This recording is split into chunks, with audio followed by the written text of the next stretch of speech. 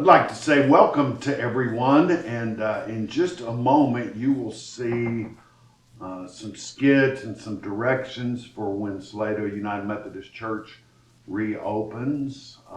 It's presented by the Not Ready for Primetime Players, and we do not know what day it is that we're going to reopen. Listen to the governor, listen to the Bell County health officials. We listen to physicians that are in Salado and in our congregation, and we're just kind of waiting to make the best decision for us.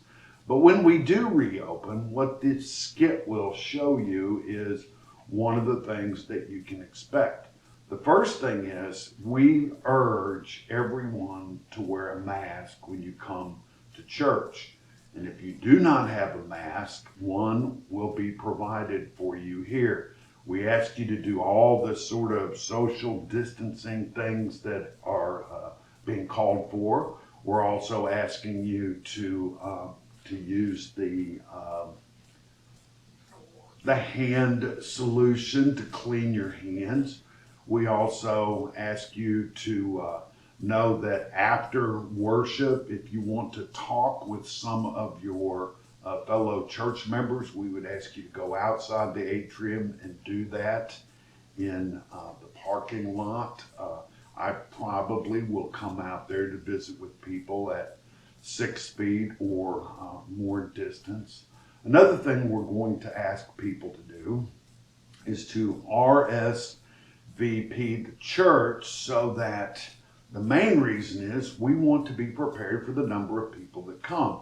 And we do not want to be standing at the doors on a Sunday morning and have people come up and we have to say, you cannot come in because it violates the state mandated orders for how many people can be in a room of this particular size.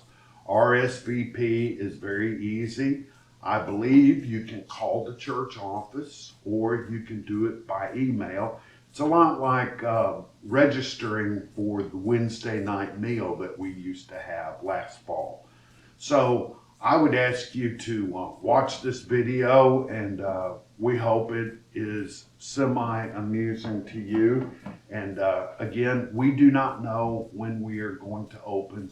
All of it depends on what the numbers tell us, what the governor tells us, and what the county tells us. So thank you very much. Hi, church.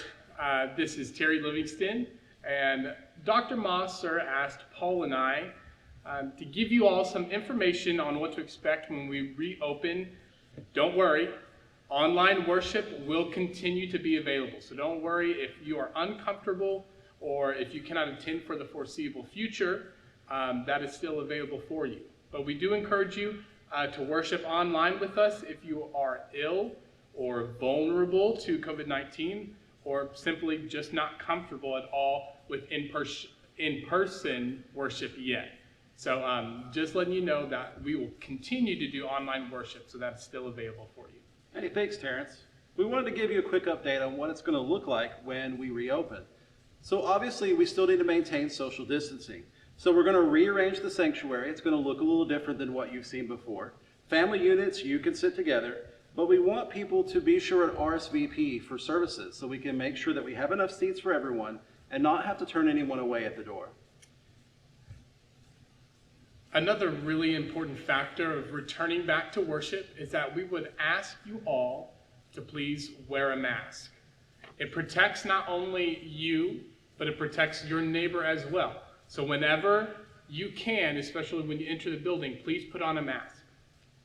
Now let's tell you a little bit more about what to expect when you come back to worship for the first time. There will only be one door available to enter into the church. That door will be the left-hand side door if you are facing the entrance of the church.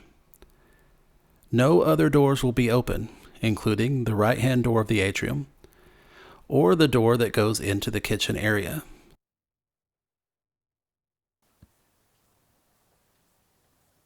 When you enter into the church, you will see hand sanitizer that is available for you to use. Please use it before entering the building. And as you enter the building, remember to follow social distancing guidelines 6 feet away from the people in front and around you. There will also be masks available for you in the atrium if you forgot yours. You can just select one from the table, and now it is yours.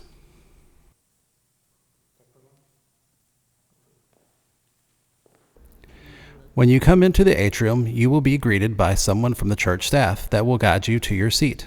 Please do not attempt to walk as fast as Tammy. She's a professional. Once you have taken your seat, you will be ready for worship. And remember, when finding a seat, be sure and stay at least 3 chairs away from someone who is not in your family unit. And that doesn't mean church family. We mean your real family, the flesh and blood that you're related to.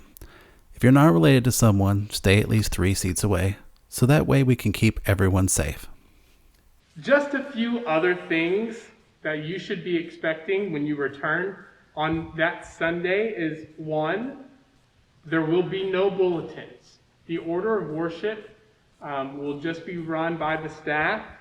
We will not have nursery for any children, so the nursery will be closed.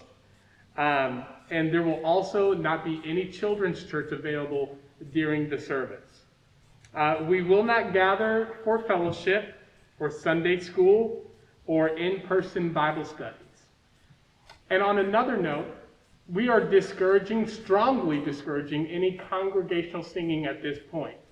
When you sing, you are projecting your voice, which is projecting that vapor out in front of you.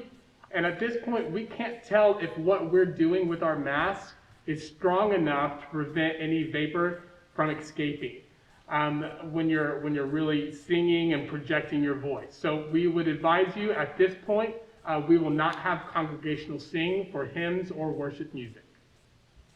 And the same will apply to our praying together, our prayers that we say together, the Lord's Prayer or the affirmation of faith. We also will be doing those in our hearts and lifting those up to the Lord, if you allow the staff to lead that part as well. We will still do offerings. We'll have offering plates at the back of the sanctuary on the atrium, but we will not be passing an offering plate around, so that way you can go back and place your offerings there instead of passing the plate and everyone touching the plate. So we also want to take this opportunity to again thank all of those who have continued to donate generously to the ministries of this church. While many of our ministries may be online and not as visible to everyone, they have continued, and it's your support that has helped us to do that and continue to minister to our church community. Thank you so much for giving all you can. And lastly, for this segment, we will plan to celebrate the sacrament of Holy Communion together in each service on the first Sunday of the month. We will gather at the Lord's table together using the same self-contained communion elements used during the drive-through communion, which turned out to be a great success. So thank you all for coming to that. We will be using those same elements for in-person worship. And just so everybody knows, in case you're worried, we will be thoroughly cleaning and disinfecting the sanctuary between services, so that way everybody stays safe, and that goes for the entire church as well. We'll also continue to be open from 9 to 3, Monday through Friday, at the church office for a congregation and any guests who want to come and be served in that way.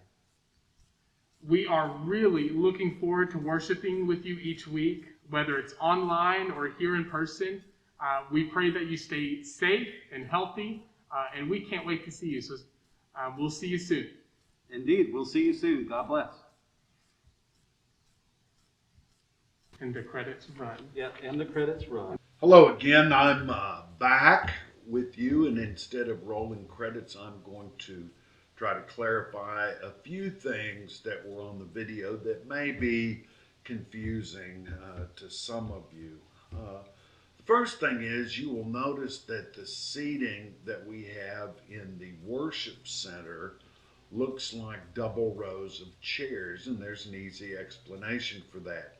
In order to fix the room for a second worship service, the chairs can be manipulated quickly, and this does two things. First of all, just the ease of setting up the room for a second service, but second of all, and most important, It keeps the chairs sanitized for people that come from the second service. And there are also, as you will notice from the video, plenty of room for people to pass through and still keep social distancing.